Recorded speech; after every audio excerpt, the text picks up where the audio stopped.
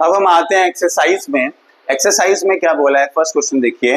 In figure 3.48 point A is on the bisector of angle X Y Z. ये रहा मेरा angle X Y Z और point A bisector पर है। If ax is equals to 2 then find az। ax दे के रखा है 2, हमें az निकालना है। तो अभी हमने थ्योरम पढ़ा, सीधा लिखेंगे bye angle bisector theorem. Angle bisector theorem हमने क्या देखा था उसमें कि अगर कोई पॉइंट परपेंडिकुलर एंगल बाइसेक्टर पर है तो पॉइंट साइड से इक्विडिस्टेंस पर होगा। मैं सीधा लिखूंगा कि जो ax है वो इक्वल होगा az के, और ax का मेजरमेंट दिया है कितना 2, तो az भी 2 ही होगा। az इज इक्वल्स टू 2, ये मेरा आंसर है। बहुत इजी है, 1 मार्क्स का क्वेश्चन है, आप कर सकते हैं, बहुत इजी। अगला क्वेश्चन क्या बोला है, सेकंड क्वेश्चन देखिए। In figure 3.49 angle R S T is equal to 56 degree. कहां पर है आर एस टी, ये पूरा एंगल दे के रखा है हमें 56 degree. Segment PT perpendicular segment ray S T, PT perpendicular S T and PR perpendicular S R, and segment PR congruent segment PT. हमें पहले से बोल के रखा है कि पॉइंट पी टी से और आर से, मतलब दोनों साइड से इक्विडिस्टेंट हैं। Find the measure of angle R S P. हमें मेजरमेंट निकालना है आर एस पी का। State the reason for your answer. हमें रीजन मतलब थ्योरम बताना है कि हम क्या थ्योरम यूज कर रहे हैं। तो यहाँ पे थ्योरम यूज करेंगे हम converse of angle bisector theorem. Converse में क्या, हमने थ्योरम में क्या पढ़ा है, अगर बाइसेक्टर के ऊपर कोई पॉइंट है तो साइड से इक्विडिस्टेंट होगा। कन्वर्स क्या होगा, अगर साइड से इक्विडिस्टेंट पॉइंट है तो वो एंगल बाइसेक्टर पर होगा। मैं लिख रहा हूं by converse of angle bisector theorem. क्यों मैं कन्वर्स ही की यूज कर रहा हूं, क्योंकि मुझे बोल के रखा है कि सेगमेंट पी आर कॉन्ग्रुएंट है सेगमेंट पीटी के। एक गिवन दे दिया है, मतलब बताया है कि पॉइंट पी दोनों साइड से इक्विडिस्टेंट हैं। पहले मुझे ये मालूम चल गया, मैं लगाऊंगा by converse of angle bisector theorem, और कन्वर्स ऑफ एंगल बाइसेक्टर से मिलता है मुझे कि जो एंगल आर एस पी होगा, आर एस पी होगा वो हाफ होगा एंगल आर एस टी के। मतलब या पहले आप स्टेटमेंट लिखिए, ये नहीं लिखे, पहले आप स्टेटमेंट लिखिए कि ray S P is angle bisector of angle R S T. Ray S P is angle bisector of R S T. जो एस पी है वो एंगल आर एस टी का एंगल बाइसेक्टर है। तो मैं लिख सकता हूं देयरफॉर एंगल मुझे निकालना है आर एस पी। जो एंगल आर एस पी है वो हाफ होगा एंगल आर एस टी का, और half into R S T दे के रखा है मैं 56 डिग्री, और हाफ कर देंगे तो 28 डिग्री आएगा। तो आर एस पी का मेजरमेंट कितना हो गया 28 डिग्री। नेक्स्ट क्वेश्चन है हमारा थर्ड वाला। इसमें बोला है in triangle P Q R, P Q 10 centimetre है, क्यू आर 12 सेंटीमीटर है, पी आर 8 सेंटीमीटर है। Find the greatest and the smallest angle of triangle. तो एक बात याद रखिए, कॉन्सेप्ट है वाला कि अगर बड़ा साइड है तो उसका अपोजिट एंगल भी बड़ा होगा, और अगर छोटा साइड है तो उसका अपोजिट एंगल सबसे छोटा होगा। तो हमें इस कॉन्सेप्ट के ऊपर बताना है कि कौन सा एंगल बड़ा है और कौन सा एंगल छोटा है। तो पहले हम साइड्स को कंपेयर करते हैं। सिंस 12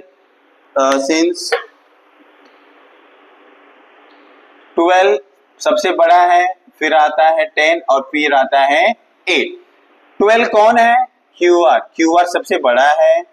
फिर 10 कितना है? कौन है? PQ है। और 8 कौन है? PR। हम डायग्राम ड्रॉ करके देखते हैं। सबसे बड़ा कौन है? QR। मैं QR को सबसे बड़ा बनाता हूं। कितना? 12। फिर PQ। PQ थोड़ा सा छोटा है 10 और सबसे छोटा है PR, इसका लेंथ है 8। तो जो सबसे बड़ा होगा, सबसे बड़ी साइड है QR, इसका अपोजिट एंगल सबसे बड़ा होगा। मैं लिखूंगा since angle P is opposite to the biggest segment, therefore angle P is the greatest angle. And सबसे छोटा कौन है? 8। और 8 का अपोजिट एंगल कौन है? Q। And angle Q is opposite to the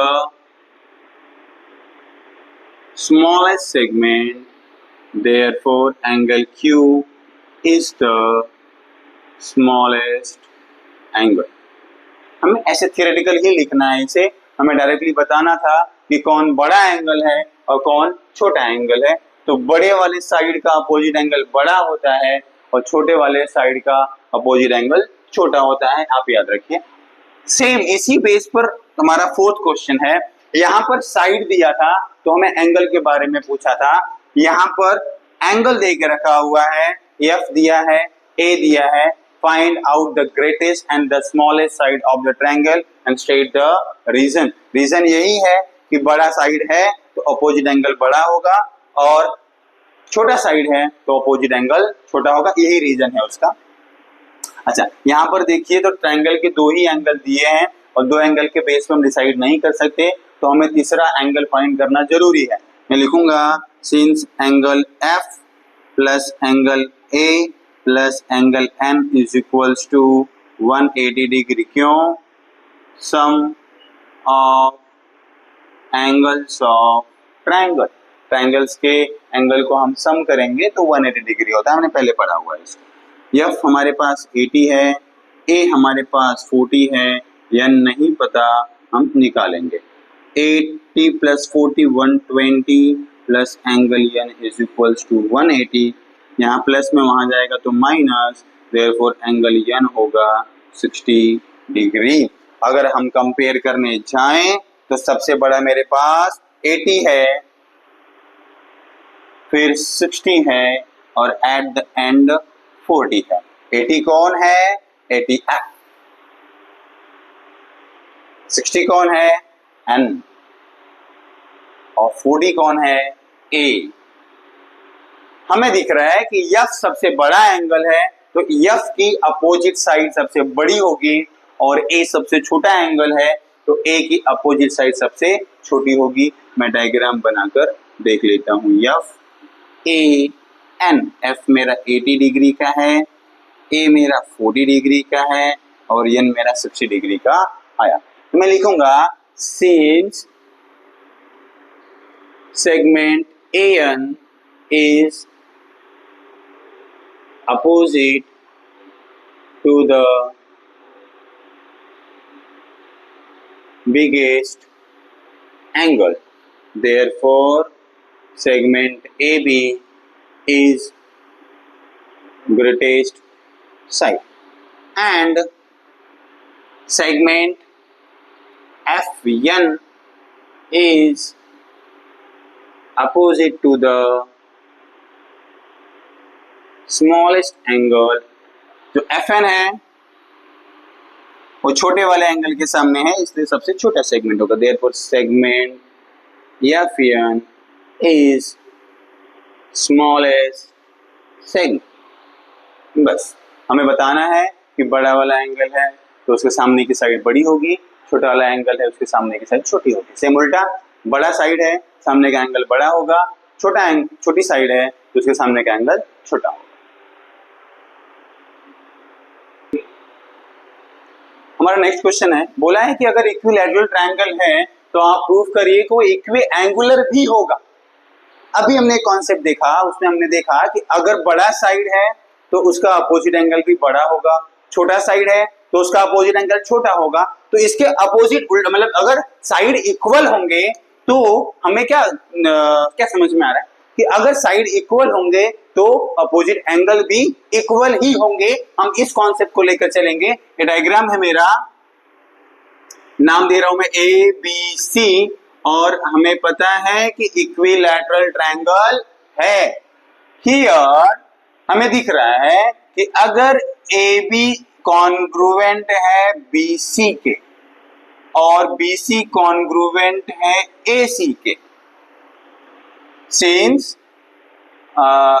all sides are equal, therefore their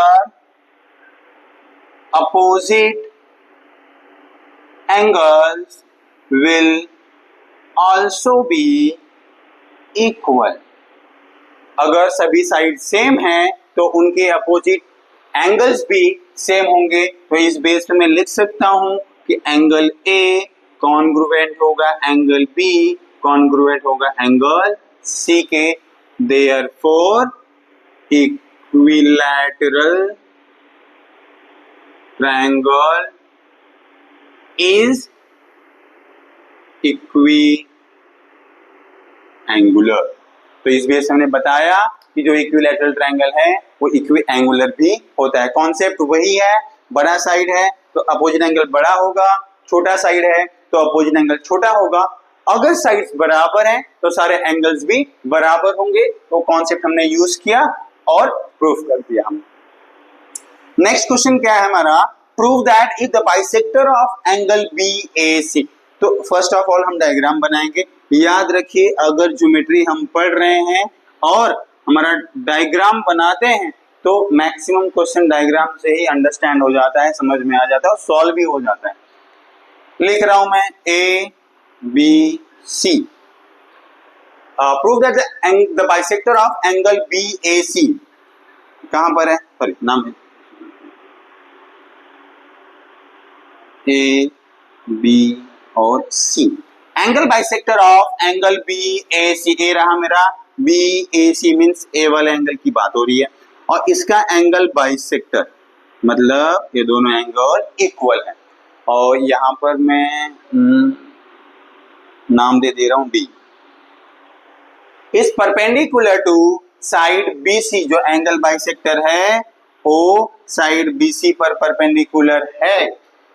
ये हमें प्रूफ करना है, prove that if the bisector of angle BAC of triangle ABC is perpendicular. हाँ, अगर जो एंगल BAC का बाइसेक्टर है वो BC पर परपेंडिकुलर है तो हमें प्रूफ करना है कि ट्रायंगल ABC आइसोसेल्स ट्रायंगल है।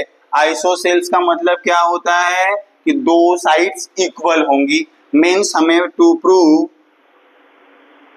हमें क्या प्रूफ करना है कि जितना AB है उतना ही AC है। ये चीज हमें प्रूफ करनी है। चलिए कैसे प्रूफ करेंगे वो हम देखेंगे। सिंस अभी तक कॉन्ग्रुएंसी हमने देखी है और हमने यही देखा कि दो ट्रायंगल बन रहे हैं यहाँ पर, हम उनको ही कंपेयर करेंगे। एक ट्रायंगल है मेरा ADB, in triangle ADB and दूसरा ट्रायंगल है ADC, इन ट्रायंगल ADC।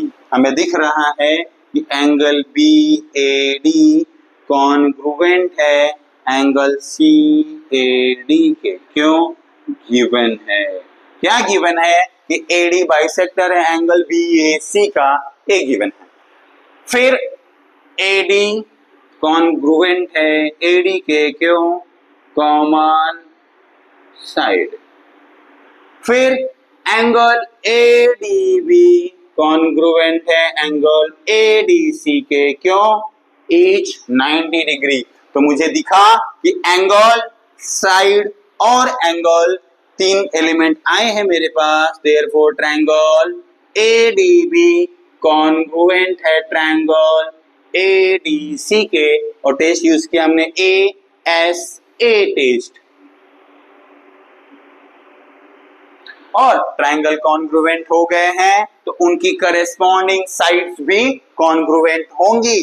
तो मैं देख रहा हूं कि ए बी और ए सी करेस्पॉन्डिंग साइड्स हैं, मैं लिखूंगा देयरफॉर ए बी कॉन्ग्रुएंट है ए सी के corresponding sides of congruent triangle. Therefore अब since triangle A B C में ए बी इक्वल है ए सी के, मतलब triangle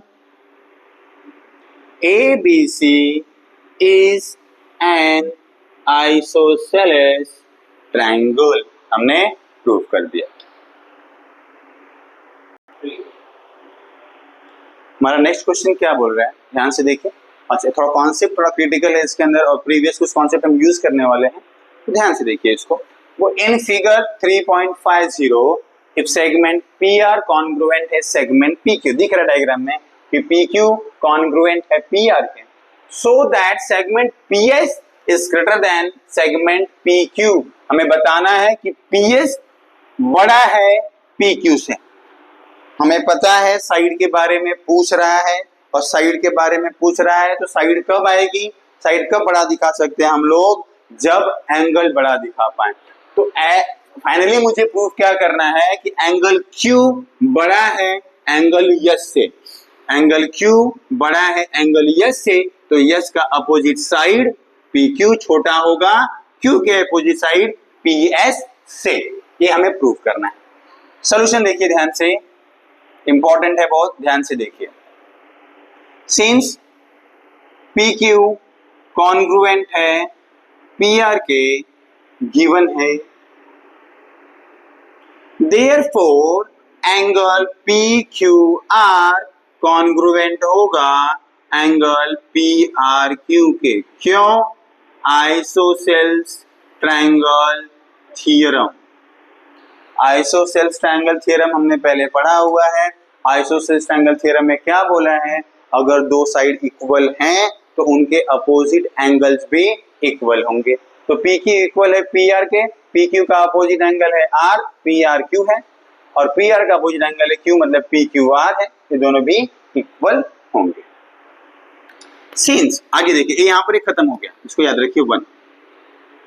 since angle PRQ is exterior angle of triangle PRS। हमने exterior remote angle theorem पढ़ा है, बहुत ध्यान से देखिए। एक्सटीरियर रिमोट एंगल थ्योरम पढ़ा है। अगर ट्रायंगल PRS को मैं ध्यान से देखूं तो एंगल PRQA जो एंगल है वो PRS का एक्सटीरियर एंगल है, और इसका जो वैल्यू होता है, अगर इसको मैं x कर लूं, इसको मैं y कर लूं, तो इसकी वैल्यू आती है x प्लस y। इसका मतलब क्या हो रहा है कि अगर ए वाला एंगल जो है इन दोनों एंगल को सम करके आ रहा है, मतलब इस वाले एंगल से ए वाला एंगल बड़ा ही होगा। अगर नंबर देख लीजिए, अगर नंबर में लेके चलूं मैं, अगर इसकी वैल्यू 30 है, इसकी वैल्यू भी 30 मैंने लेट करके रखा हुआ है, तो इसकी वैल्यू कितनी आ रही है, 60 आ रही है। अगर हम इन दोनों को कंपेयर करें तो ए वाला एंगल इससे बड़ा है, तो मैं उसको ही दिखा रहा हूं। Therefore angle PRQ is greater than angle PSR। हमेशा एंगल PRQ बड़ा होगा PSR से, इस बात को ध्यान रखिए, और इसको बोल दूंगा मैं 2। तो फ्रॉम 1 and 2 मैं क्या कर सकता हूं, मैं PRQ के बदले PQR लिख सकता हूं। therefore angle PQR is greater than angle PSR। ध्यान से देखिए, PQR किधर है, PQR मीन्स ए वाला एंगल PSR इस वाले एंगल से बड़ा है। ठीक है। नाउ अब पूरे ट्रायंगल में हम फोकस करेंगे in triangle PQS। Angle Q is greater than angle S। हमने यही निकाला ना कि एंगल Q एंगल S से बड़ा है। Therefore Q की अपोजिट साइड कौन है, PS। Q के अपोजिट साइड कौन है? PS, और S के अपोजिट साइड कौन है?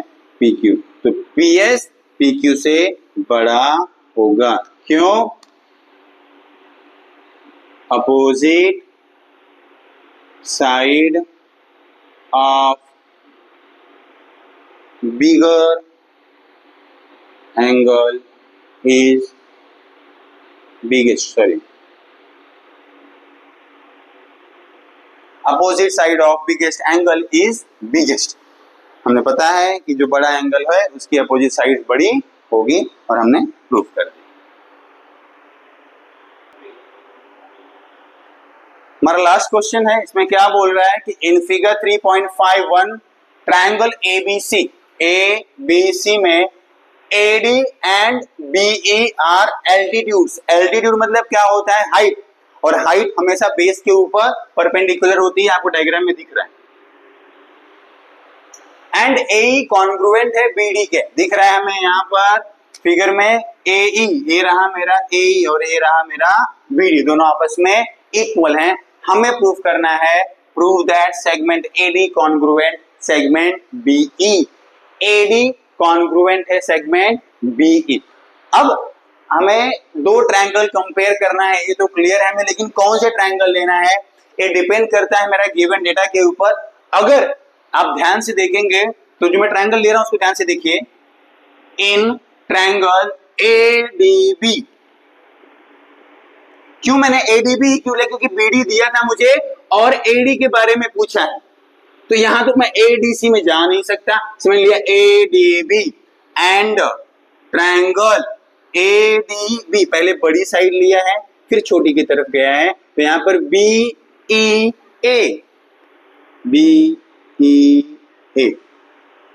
इसमें मुझे दिख रहा है कि angle ADB congruent angle BEA is equals to 90 degree. फिर AB कॉन्ग्रुएंट है AB के, क्यों? दोनों के पास साइड है और इसलिए कॉमन साइड। इधर भी AB है, इधर भी AB है, दोनों के पास AB है इसलिए कॉमन साइड। और मुझे दे के रखा है कि जो BD है वो कॉन्ग्रुएंट है AE के, क्यों? गिवन आप देखेंगे 90 डिग्री का एंगल है और AB इनका हाइपोटेन्यूज है। ये 90 डिग्री है, 90 डिग्री के सामने AB है, 90 डिग्री के सामने AB हाइपोटेन्यूज है और BD एक साइड है। देयरफॉर ट्रायंगल ADB कॉन्ग्रुएंट है ट्रायंगल BEA के, क्यों? Hypotenuse side test. और ट्रायंगल कॉन्ग्रुएंट हो गया तो उनकी करस्पॉन्डिंग साइड्स भी कॉन्ग्रुएंट होंगी। करस्पॉन्डिंग साइड्स कौन कौन सी हैं? देयरफॉर AD कॉन्ग्रुएंट है BE के, ये हमें प्रूफ करना था। क्यों? Corresponding sides of congruent triangle. हमारा प्रूफ हो गया। याद रखिए जितने भी क्वेश्चन हमने कराए हैं उसको प्रॉपरली आप प्रिपेयर करिए, प्रैक्टिस करिए, क्योंकि मैथ्स प्रैक्टिस करके ही क्या बोलेंगे आप, मैथ्स प्रैक्टिस करके ही परफेक्ट बनाया जा सकता है। तो मैथ्स जितना प्रैक्टिस करेंगे उतना बेस्ट है आपके लिए। बीच में एलिमिनेट